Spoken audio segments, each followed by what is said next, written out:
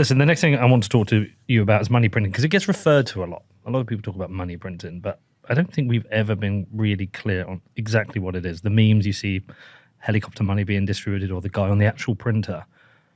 We don't think we've ever gotten to like a very clear case of what is money printing, and also what isn't money printing, and who prints money. Like, does the Fed print money? I mean, I know for the creation of dollars, they actually have to print dollars, but do they, in the context where people are saying they're just creating new money, do they? The Fed creates base money. So that's actually the part of why this debate exists, is that there's different types of money. Okay. Like we just talked about how money is credit. Yeah. Right. So base money is a liability of the Fed. And so, for example, a commercial bank will have bank reserves. Like where does the bank keep their savings account? The answer is at the Fed. Fed, yeah. And so just like how your savings account at your bank is your asset and that bank's liability, the bank keeps their savings account at the Fed, which is, again, just a ledger with the Fed. And that's a liability for the Fed. Why do they need to do that? Because that's how they've chosen to construct the system. Right. Right. Okay. So if you go back to, say, a gold standard fiat banking era, banks would self-custody gold in their vaults. Yeah. And that would be their core collateral. People could deposit gold. People could withdraw their gold. They could make loans based on the gold. But instead, we've replaced gold with mainly two things. One is savings at the Fed. So that they store their quote unquote cash at the Fed. Or two, they hold treasuries. They hold nominally risk-free securities, and those two assets form the quote unquote risk-free part of the asset base for banks. And so the short answer is the Fed can create base money, but they can't create broad money by themselves. There are other ways to do it, but they can't do it themselves, meaning that the Fed can't put $100 in my account. They can buy treasuries from my bank and give them more cash in exchange for those treasuries or mortgage-backed securities. But they can't then go to one of their customers and just say, we're just going to give you $100 and not take anything. They can't do that. Other entities can do that, but the Fed can't by themselves. Right. So when people talk about the Fed printing money, it's not true. Not in that sense, no. They can create new dollars out of thin air, but it's base money, and then they can use that to buy certain financial assets. Okay, so they can print money for themselves? Yes. So for the Fed, their assets mainly consist of treasuries and mortgage-backed securities. But and when they do this, is it an independent action, or is it usually under some agreement working alongside the government that says, hey, the economy is struggling, you need to go in there and print some money and buy some of this? With the conception of central bank independence, that is legally and supposed to be a unilateral decision by the central bank based on their written mandates. Bullshit. So that's based on employment levels and inflation levels. That's what they're supposed to do. Now, in times of crisis, like the 1940s or 2020, you get a lot working together.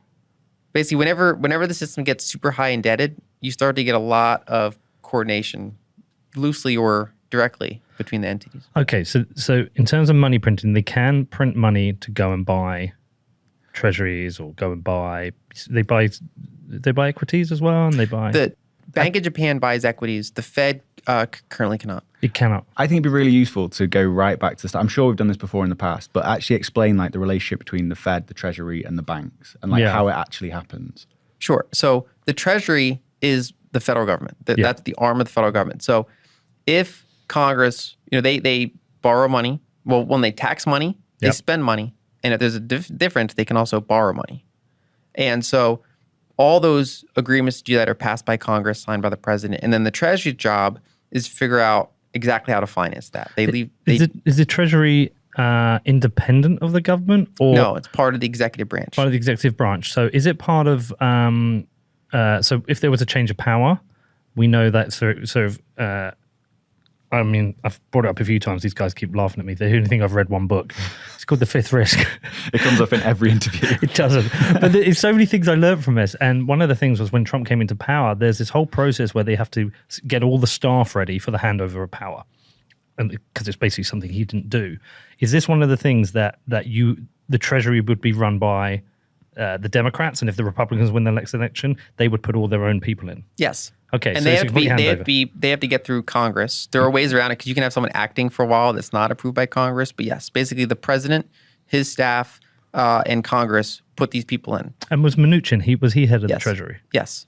Okay. And so they have a mandate to, what's their mandate, the Treasury?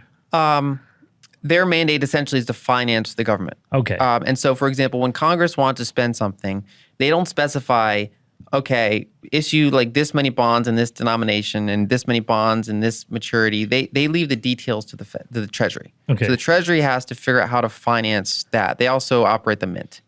So Okay. the physical printing of coins, for example. Okay, so they can print money. Yes, but even then, they can't just print money and give it I out. There's legal restrictions. Okay, Yes. so the Treasury, they have their mandate. They also finance the government's projects, which they have to go to Congress, get approved. Do they hold an account themselves? They have an account at the Fed. They have an account at the Fed. It's called the Treasury General Account. And when they want to spend money on certain things, they want to send 40 billion to Ukraine. Congress passes this. Where does that money come from? Couple ways. One is they tax it from the population. Yep. Or they borrow it Okay. from the population, either domestically or internationally. Now, this is where you get into actual money printing. Like, let's say we want to repeat what happened during COVID. Yeah. Where they actually literally put money in people's accounts. Yes. This is not something the Fed could do on their own. The Treasury, mostly can do it on their own with a caveat that they need someone to be able to buy their bonds because they didn't raise taxes on anyone. Okay. They didn't like tax me and then send money to my neighbor. They just sent money to my neighbor and they didn't have that money from anywhere. So they issued a bunch of treasuries. They basically took out a lot of debt Yes. and then they sent money to people directly, Yes. broad money in their accounts that they can actually spend. Now, who bought those treasuries? The Fed with new dollars. Now, there's legal rules. So the Fed can't, they're not supposed to just buy from the Treasury. Yeah. So the Treasury sells it to like a primary dealer, and then they sell it to the Fed. So the Fed is buying on the secondary market with new dollars to, basically pay for all of this financing. So, like a scene in a movie where like if generals want to fire a nuke, Yeah. you can't just have one general build a fire a nuke. Yeah. Two guys, two separate keys. Yeah. Yeah. So the money printing essentially is like the Fed and the Treasury work together. They each put in like their key. Yeah. And then that's how you print money. With that, if you have those powers combined, if you have Congress and then the Fed monetizing that spending, you could send everyone $10,000. You could send everyone $100,000, and it's not pulled from any other real source of dollars. These dollars are just put into existence. But there is implications of this because, okay, the Fed wants to, let's go, there's a bigger spending bill. Say they want to spend $2 trillion. Okay. They haven't got enough money from tax, as you said. So all they can do is create bonds, but they need to borrow the bonds. There's not enough people out there who want to buy them. So they go to the Fed prints money to buy the bonds. Yes. And so they transfer the money and they take hold of the bonds. So the Fed is essentially sat on a whole bunch of US Treasury bonds Yes. And mortgage-backed securities. and mortgage-backed securities. What implication does that have for all the other people who in the broader market who are buying Treasuries? Because it seems to me this is like, it's devaluing the idea of a Treasury. Essentially, yeah. Now, it's actually a very nuanced relationship because, for most, until 2008, it was mostly financed by the private market. Yeah. But if you look at any country that gets to over, say, 80% sovereign debt to GDP, usually their central bank becomes their biggest buyer of like ongoing government debt from there, right? So, because it's very hard, if a country, if Japan has 250% sovereign debt to GDP, which they do, it's hard to find balance sheet space for that. Who wants to buy all that debt? The answer is not that many. Some, their banks own some, their pensions own some, but all the excess they need to sell essentially to their central bank through intermediaries. And so that's the system we find ourselves in. Now, until recently, there's actually, you would think that when the Fed's buying treasuries, it pushes down yields. Yeah. But it's actually not the case. So normally when they're buying treasuries, yields are sometimes even going up. And that's because it's creating risk-on conditions. A lot of other private actors are then selling their bonds and buying equities. And so you don't get that correlation where when the Fed's buying, yields are lower. When they're not buying, yields are higher.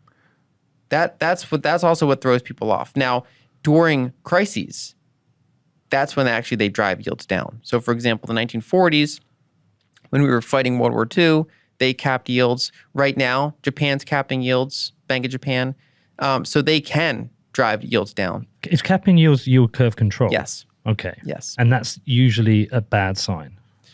They generally only resort to that when debt is so high relative to the economy that they force the market to accept negative real yields, even if the market is trying their hardest to override that. And then what is the next natural step after that?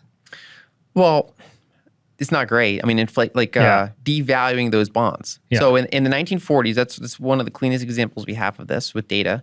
In the 1940s, the United States did yield curve control for nearly a decade, from the early 40s to the early 50s. And they capped short duration treasuries at like 0.3%, and they capped long duration treasuries at 2.5%. Inflation averaged about 6% during the decade. It spiked as high as 19%, and they held that 0 to 2.5% band for most of that time. And so if you were holding treasuries, you lost. You got screwed. You got screwed. And eventually, that reduced debt to GDP because nominal GDP, largely because of the inflation component, went up significantly. Yeah. And so even though federal debt never went down, it just kind of started eventually going sideways as they started to kind of shifting to austerity. We got the debt to GDP down. So it's just a sneaky way to pay off your debts. Yes. Ha. When the Treasury, who are the primary brokers? Are they people like Goldman and banks like that? Yes. And when the Treasury are going to issue these bonds, are those banks guaranteed by the Fed that they will be a purchaser of those bonds? Yes. Yeah. Part of being a primary dealer is that you agree to buy treasuries at quote unquote reasonable prices, that you're always supposed to be bidding. Now, the problem is that you have an infinite balance sheet. Mm-hmm. So you can't always bid, but you're supposed to always be able to bid. And that's why generally when you see debt to GDP get this high, there's this much sovereign debt in the market, usually the central bank starts taking chunks of the supply off the market so that no other balance sheet gets crowded out. Right. Essentially, if there was no QE and if they forced treasuries into the market and there was not enough buyers for them, the yield would start to rise and start attracting marginal new buyers. Mm-hmm. But they'd have to sell other assets to buy. Yeah. And so there's kind of natural constraints on how much the market can buy, especially in a short period of time, let alone just in general, how much balance sheet they have that they want to allocate to treasuries at a certain yield. That makes sense.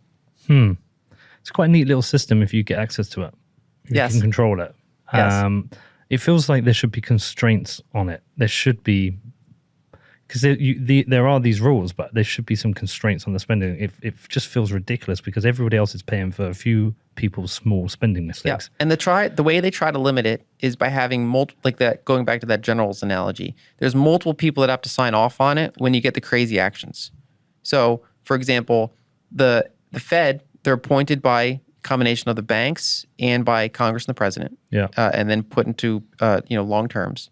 So they're directly or indirectly backed by the people in some way.